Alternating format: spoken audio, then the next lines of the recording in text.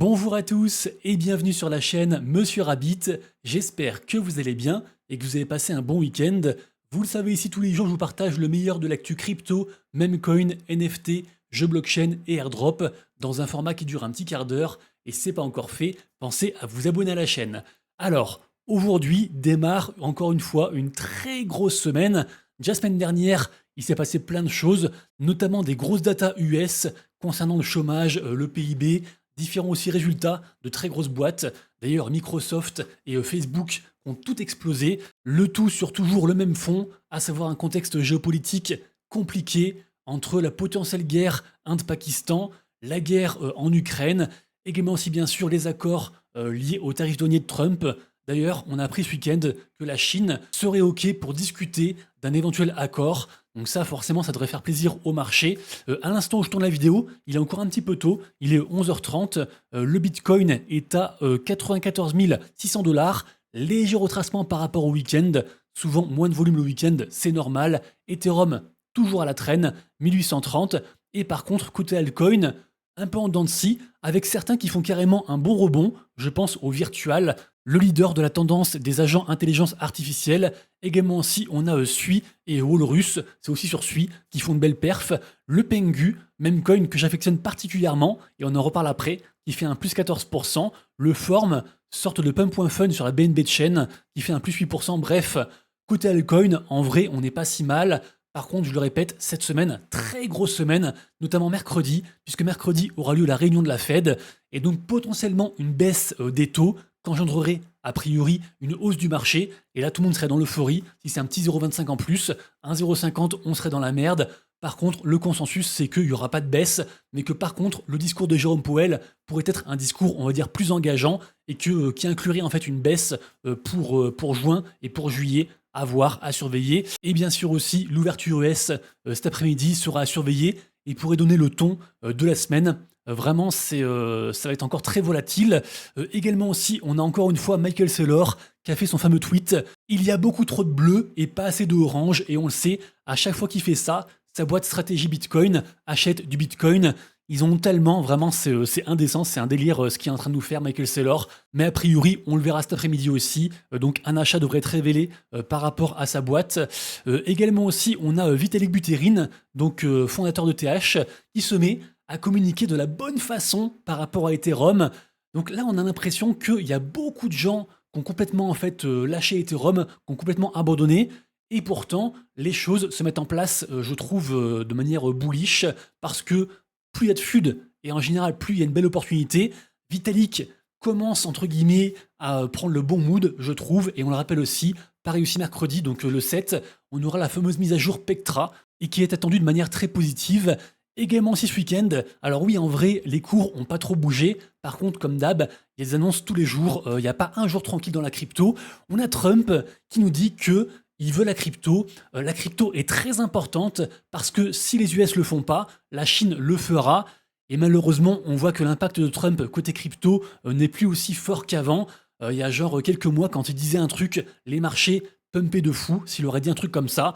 Et là, donc, le marché s'en fout un peu. Ce que veulent les marchés, c'est plus des paroles, c'est plus la théorie, c'est les trucs pratiques, des mesures concrètes. Et là, ok, le marché prendra des couleurs.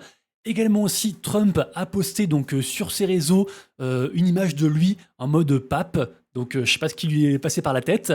Peut-être pour troller un petit peu ce qui se passe au niveau de l'élection du pape, puisque le conclave commence lui aussi le 7 mai. Décidément, 7 mai, une grosse journée. Évidemment, comme tout fait un petit peu marquant d'actualité, une crypto a été créée, donc une tendance pop est née ce week-end, qui d'ailleurs je crois est quasiment morte, mais de toute façon vous le savez, c'est un jour une histoire. Également aussi côté on va dire memecoin et création de memecoin, on en a un qui performe particulièrement et que j'ai relayé semaine dernière puisque ça avait déjà commencé à performer. Je parle du Gork. Et pourquoi là j'en reparle? Parce que ici on est sur le compte de Elon Musk, et Elon Musk dans le week-end a donc changé sa PFP et a mis donc la PFP, le logo de Gork. Forcément le Gork a explosé. Gork qui est ici, encore capitalisé à 66 millions à l'instant où je parle, et sur un plus 40% aujourd'hui, assez incroyable. Depuis, Elon Musk a remodifié sa PFP et a rajouté des lunettes, et donc forcément aussi, des mêmes coins de Gork avec lunettes ont vu le jour, bref, gros bordel. Et d'ailleurs, en parlant de Gork, on en a un qui fait un petit peu le pas dessus, qui s'appelle Pork. Alors celui-ci, pour le coup, n'a pas été lancé sur Pump.fun, mais il a été lancé sur Boop.fun, le projet dont j'ai beaucoup parlé semaine dernière, est un projet qui est en train d'exploser, puisque les gens stackent leur Boop token sur la plateforme et reçoivent plein de airdrops de tous les projets qui ont été créés. Exemple, avec donc le Pork, les gens ont reçu pas mal d'argent. Le Pork, donc à l'instant où je parle, il est encore capitalisé à 5 millions et on est sur un plus 7000%. Et le Boop est juste ici. Le Boop à 0,32$, donc créé il y a 3 jours, un token qui est arrivé très récemment, qui nous fait un plus 30% aujourd'hui et capitalisé à 320 millions de dollars. Moi, malheureusement, j'ai tout revendu, d'ailleurs dans ces eaux-là, avant le pump. C'est redescendu, je crois, à 0,23 ce week-end. Je voulais racheter à 0,2. Trop greedy, c'est pas descendu à mes zones et donc c'est remonté. Bon, c'est pas grave, je le rappelle, ça sert à rien de courir après les différents trains de la crypto, puisqu'il y en a tous les jours et tous les jours il y aura des opportunités et les plus belles ne sont même pas encore créées à l'instant où je vous parle, puisque les plus belles se passeront pendant l'effervescence, pendant le bull run. Et enfin, dernière info Memecoin, on a Igloo, la maison mère des petits penguins, donc les NFT, et aussi par conséquent du Memecoin Pengu, qui ont rapporté l'histoire du Pengu de Petit Penguins directement au Capitole. Et de ce fait, vraiment, je pense qu'on se rapproche de plus en plus d'un ETF Pengu et donc d'une approche institutionnelle. Et je le rappelle, une demande d'ETF a déjà été faite. Alors, je pense pas que le Pengu sera le premier Memecoin à avoir son ETF. Je pense plutôt au Dogecoin, par exemple. Mais par contre, le côté NFT, je pense que, et on verra si l'avenir me donne raison ou non, mais je pense vraiment que les NFT Petit Penguins, inclus donc dans ce ETF, seront en fait les premiers NFT ETF de l'histoire. Affaire à suivre. Je le rappelle, le Pengu, qui est donc dans le top 100 des cryptos les plus capitalisés, plus 14% aujourd'hui, avec donc une market cap à 700 millions. Et je le rappelle aussi, c'est un de mes plus gros bags, top 3 de mes plus gros bags côté Memecoin, avec aussi le Dogecoin et le PP. Donc voilà, j'y crois très très fort. Je vous l'ai pas encore dit, mais la vidéo du jour est réalisée en collaboration avec le média Crypto News, qui, je le rappelle, vous le savez, hein, c'est un partenaire récurrent de la chaîne. C'est donc un média 100% gratuit, avec et dispo en français, et donc avec plein d'actu tous les jours. Et en plus de ça, c'est une sorte de tout en un, puisque sur Crypto News, vous allez retrouver des guides, des conseils pour vous aider et vous guider tout au long de ce bull run, des vidéos, également aussi des outils, des articles sur les tendances du moment, des comparatifs entre différents exchanges, différentes plateformes, bref, il y a beaucoup de choses dessus. Allez faire un tour, le lien sera juste en dessous, en description et un commentaire épinglé. Ensuite, on passe du côté du marché NFT. Vous le savez, je vous fais un récap très complet tous les jours sur mon compte Twitter, vers environ 11h. Malheureusement, le marché NFT retrace aujourd'hui de 3,8%. À surveiller, peut-être un retour des NFT sur Bitcoin, des NFT ordinales. Je ne pense pas, mais tout est possible, puisque les Taproot Wizards font le plus de volume aujourd'hui et font donc un plus 15% et affichent un floor price, un prix plancher à 0,18 Bitcoin, donc assez incroyable. Mais je le rappelle, Taproot Wizards, un mint très très cher, à 0,2 Bitcoin il y a environ genre un mois, et un mint qui finalement a déçu, et au final là, on est toujours en dessous du prix du mint, donc pas foufou non plus. Pas mal de collections dans le vert quand même aujourd'hui, elles sont toutes marquées ici, et moi je surveille particulièrement Goblinton, puisqu'il a fait un joli run ce week-end, j'en avais parlé donc vendredi, donc bravo à ceux qui étaient dessus. Goblinton, qui je le rappelle, a sorti un jeu très hypé, donc un jeu Web 2, mais bon, ils ont une collection NFT, donc forcément il y a des répercussions. Et bien sûr aussi, je surveille Doodles, puisque leur token Dood arrive très bientôt. Pareil aussi, Doodles a très bien run ce week-end, puisqu'ils sont passés de 3 ETH à quasiment 4 ETH. Là, léger retracement de moins 1%. On a 3,7, rien d'inquiétant, et ça pourrait encore run jusqu'à donc que ce fameux token sorte. Et en fin de tweet, vous allez retrouver le top 10 des NFT les plus capitalisés. Également aussi, je rajoute qu'on peut surveiller cette collection-ci sur Hyperliquid, la collection Wealthy IPO Babies. Alors rappelez-vous, j'en parle depuis je crois environ 2 mois, 2 mois et demi. À l'époque, c'était genre 0,2 ETH, et au final, c'est bien le blue chip sur Hyperliquid. Alors déjà, Hyperliquid a très bien performé ce week-end, pardon, cette semaine. Vraiment, ça a tout pété, Hyperliquid. On peut voir directement ici. On est sur un plus 10% la semaine et plus 72% sur le mois. Et donc, je le rappelle, Hyperliquid, c'est à la fois un DEX, c'est à la fois aussi une blockchain. Ils font pas mal de choses. Et je le rappelle aussi, ils ont juste fait le plus gros airdrop de toute l'histoire des cryptos il n'y a pas si longtemps.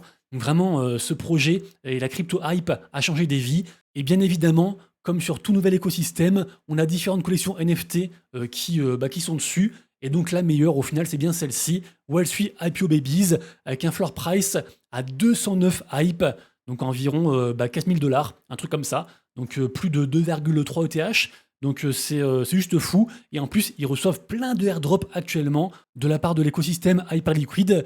Également aussi, bien sûr, je surveille la collection Final Bozu, puisque dès demain démarrent donc les premières étapes de reveal. Ce sera un reveal par jour pendant, je crois, 4 jours. Grosse collection de la narrative animée et manga sur Abstract, avec un floor price à 0,18.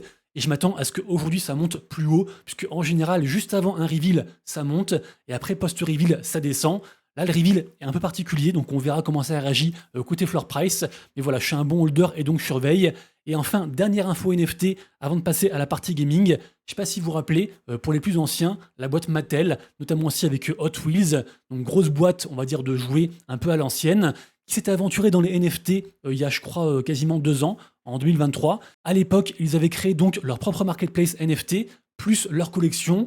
Et au final, eh bien, tout ça sera terminé puisque courant 2025, eh bien en fait, il passe à autre chose et en gros, bah voilà, ça servira plus à rien.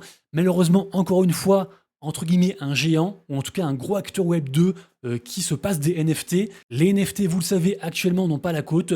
Tout le monde s'en fout un petit peu et d'ailleurs, ça se ressent sur les volumes.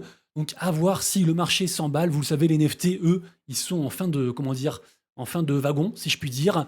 Et donc, ils pourraient bénéficier évidemment de ce bull run. J'ai évidemment aussi beaucoup d'attentes, mais pour l'instant, on est encore un petit peu loin.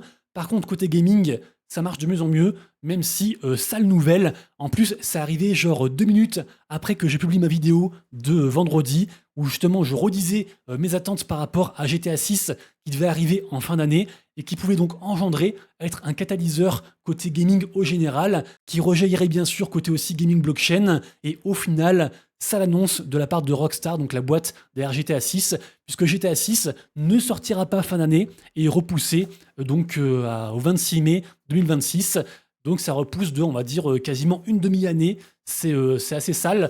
D'ailleurs, l'action Tech2, la maison mère de GTA, a pris moins 16% suite à cette annonce. Donc voilà, le jeu le plus attendu de la décennie est en retard. Est-ce que ça va engendrer un retard aussi de la gaming season? Je ne sais pas. Ce qui est sûr, c'est qu'il nous faut un catalyseur côté gaming blockchain. Donc ça pouvait être ça.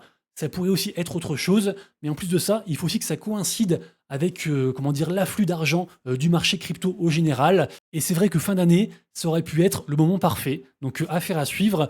Ensuite, un projet qui vraiment m'étonne de fou, c'est le projet Ronin, donc Ronen, je ne sais pas comment on prononce, sur la blockchain Ronin. J'en ai parlé plusieurs fois, depuis bien avant son mint. Ce projet, je le rappelle, c'est un peu une sorte, on va dire, de copie conforme du projet Bitcoin, un projet très pyramidal sur Abstract qui reproduisait les mécanismes du minage de Bitcoin, pour faire simple. D'ailleurs, Bitcoin qui reste le précurseur et qui marche encore. Donc voilà, là c'est un peu la même chose, mais côté blockchain Ronin.